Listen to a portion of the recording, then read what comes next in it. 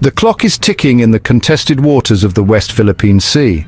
A shadow has fallen over Ayungin Shoal, now a flashpoint for a dangerous geopolitical showdown. On June 12, 2025, as the Philippines marks Independence Day, its sovereignty faces a chilling test. China has allegedly issued a 30-day ultimatum: remove your outpost or face the consequences. This is more than a territorial dispute. It's a direct challenge to a nation's resolve, with global implications. For the Filipino Marines on the BRP Sierra Madre, each sunrise brings them closer to a deadline that could change everything. The world watches as a David and Goliath struggle unfolds, the fate of a small reef holding immense weight for international law and regional stability. The countdown has begun, and the stakes could not be higher. The ultimatum didn't arrive in a press conference. It came through shadowy back channels, whispered in corridors, and delivered with a chilling sense of inevitability. There were no official statements, no signatures, just a message that carried the weight of a threat without ever being spoken aloud in public. It was a whispered threat with plausible deniability, a warning that could be denied at any moment, yet impossible to ignore, the kind of message that leaves its recipient constantly looking over their shoulder, wondering who else might be listening.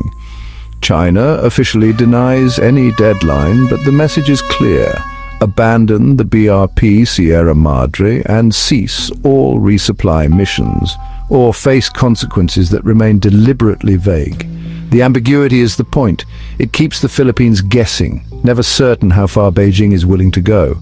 This ambiguity is psychological warfare, forcing Philippine defense planners to imagine the worst. Every scenario, from economic pressure to military confrontation, must be considered. The uncertainty gnaws at decision-makers, making every move feel like a potential trigger for disaster. Publicly, Beijing paints the Philippines as the provocateur, while privately applying maximum pressure. The threat is two-pronged. One side is a carefully crafted narrative for the world to see, the other is a relentless campaign behind closed doors. There is a private warning of force delivered in hushed tones and sealed envelopes meant to intimidate and unsettle, and a public narrative of victimhood broadcast to millions, framing China as the aggrieved party forced to defend its interests. If Manila yields, China wins without a fight, the outpost is abandoned, and the status quo shifts quietly in Beijing's favor. The world may barely notice, but the balance of power will have changed. If not, Beijing can justify escalation as a response to Filipino defiance, claiming it was provoked into action. The risk of miscalculation grows with every passing day as military assets mobilize and rhetoric intensifies. This is a high-stakes gambit, one that could redraw the map of the South China Sea, altering maritime boundaries and setting a precedent for future confrontations in the region. The Philippines must now weigh every move, knowing the world is watching and that the outcome here could echo far beyond these contested waters. In this game of steel and silence, every decision carries consequences that may shape the region for generations to come. Why does Ayungin Shoal matter so much? Just 105 nautical miles from Palawan, it sits well within the Philippines' exclusive economic zone, as affirmed by the 2016 Arbitral Tribunal ruling. For Manila, it's a rightful outpost. For Beijing, it's a stepping stone to regional dominance. The shoal guards vital sea lanes and sits near Mischief Reef, now a Chinese military base. Beneath the waves lie untapped reserves of oil and gas, crucial for Philippine energy security. Ayungin is more than geography. It's a symbol of national resolve and the front line in the fight for sovereignty. The Marines' presence is a defiant stand. The Philippines will not be bullied off its own territory. At the heart of one of Asia's most tense maritime standoffs lies the BRP Sierra Madre, a ship whose battered steel and weathered decks have become a front line in the struggle for sovereignty. Once a proud World War II-era landing ship, the Sierra Madre was deliberately run aground on the second Thomas Shoal in 1999. The Philippine government made a calculated decision: transform this aging vessel into a permanent outpost, anchoring their claim in the contested waters of the South China Sea. Despite its rust and decay, the Sierra Madre remains a fully commissioned Philippine Navy ship. Under international law, it is sovereign territory. An attack on it is an attack on the Philippines itself. This status makes the ship a powerful symbol and a legal bulwark, deterring overt aggression and reinforcing Manila's position in the face of mounting pressure. A small, resilient group of Philippine Marines is stationed aboard, living in harsh conditions. They endure not only isolation and the relentless corrosion of salt and time, but also constant harassment from Chinese Coast Guard and maritime militia vessels. Their mission is clear: keep the Philippine flag flying, maintain a presence, and ensure the nation's claim remains alive. Every day they stand as sentinels, their resolve tested by both the elements and the ever-present threat of confrontation. Resupply missions to the Sierra Madre are fraught with danger.